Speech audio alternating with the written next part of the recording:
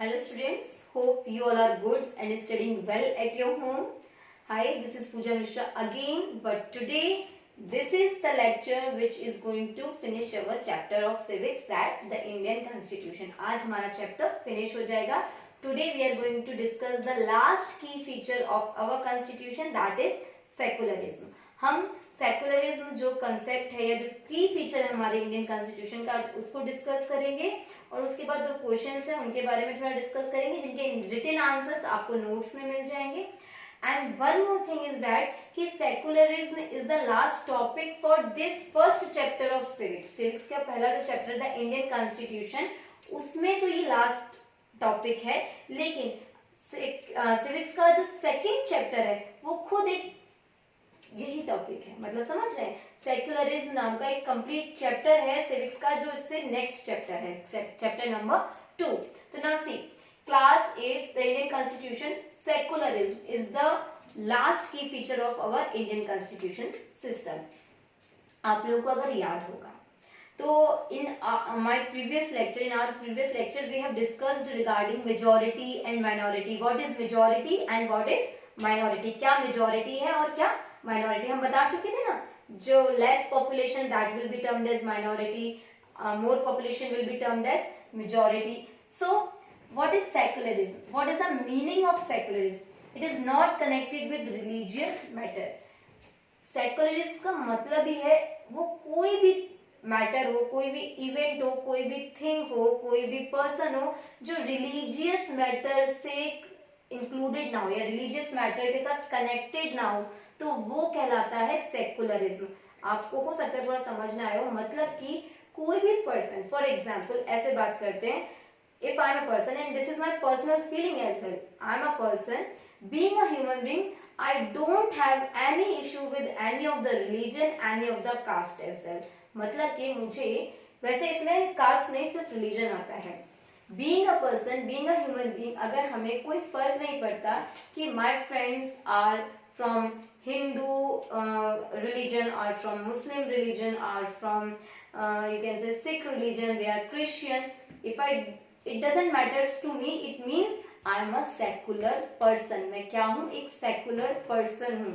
आप समझ रहे हैं. ऐसा कोई भी पर्सन जो धर्मनिरपेक्षता, सेकुलरिज्म को हिंदी में कहा जाता है धर्मनिरपेक्षता, जो किसी धर्म को क्या नहीं करता, उनमें कोई भेदभाव नहीं करता, उस पर्सन को कहते हैं सेक्युलर पर्सन. उस बुक को, अगर किसी बुक में भी ऐसा लिखा है कि सारे धर्म एक हैं, सबके लिए ये है, सब कुछ ऐसा है सबके लिए, तो वो बुक कहलाएगी अ सेक्युलर बुक. क्या कहलाएगी. या किसी डॉक्यूमेंट में ऐसा लिखा है तो वो डॉक्यूमेंट भी कहलाएगा अ सेक्युलर डॉक्यूमेंट. तो सेक्युलरिज्म क्या होता है, इसका मतलब ही क्या, what is the meaning of secularism. Secularism का मतलब ही है कि it is not connected with any of the religion, any of the single religion. जब हम किसी सिंगल रिलीजन से ही कनेक्ट नहीं रहते हैं तो हम क्या हो जाते हैं, हम सेक्युलर हो जाते हैं. वो हर चीज सेक्युलर हो जाती है और इसी को क्या कहा जाता है, सेक्युलरिज्म. हम कहेंगे इंडिया में सेक्युलरिज्म है. इंडियन कॉन्स्टिट्यूशन में लिखा है कि देयर इज सेक्युलरिज्म. कोई भी धर्म बड़ा नहीं है और कोई भी धर्म छोटा नहीं है. कोई भी धर्म किसी धर्म से ऊपर नहीं है. All the religions are equal. None of the religion is big and none of the religion is small. All the religions are standing on the same platform. They all are equal. All the religions are equal. सारे religion कैसे हैं, equal. इसी को क्या कहते हैं बेटा, secularism. इसी को कहते हैं सेकुलरिज्म.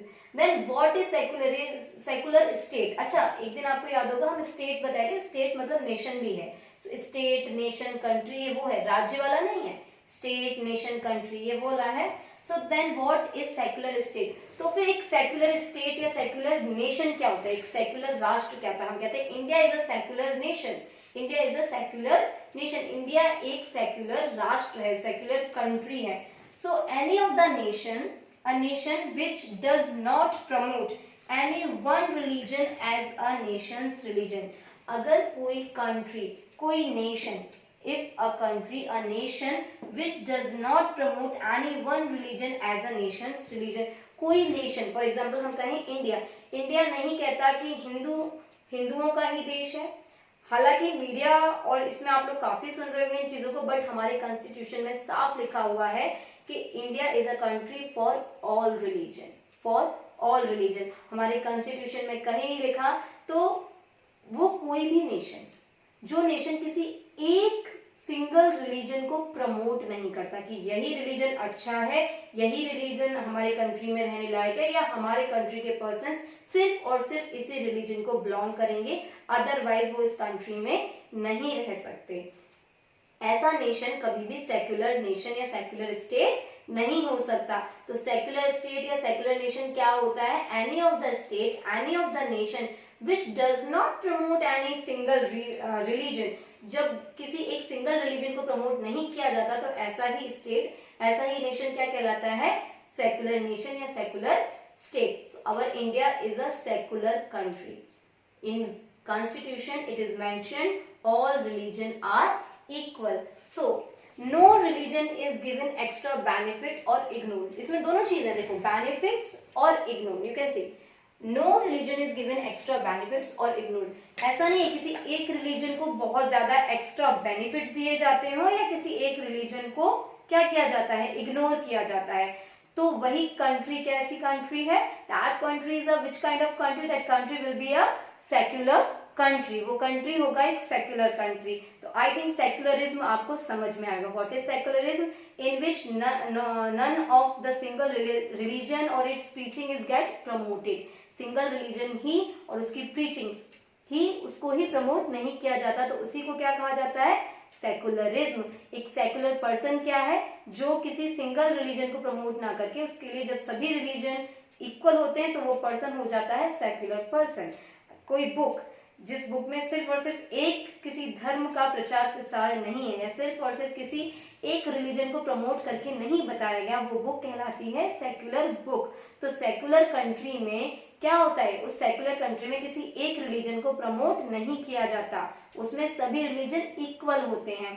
और साथ ही साथ सेक्युलरिज्म जिस कंट्री में होता है, the country which is secular country, उस कंट्री में एक और चीज होती है, किसी सिंगल रिलीजन को एक्स्ट्रा बेनिफिट्स नहीं होते और किसी सिंगल रिलीजन को इग्नोर भी नहीं किया जाता, सभी को इक्वली प्लेटफॉर्म पे रखा जाता है। फर्स्ट क्वेश्चन है हमारा इसका, why does the democratic country needs a constitution? वैसे नीड ऑफ कॉन्स्टिट्यूशन हम इसे पढ़ चुके हैं, but why does a democratic country needs a constitution? तो अभी काफी कुछ समझ में आया होगा आपको।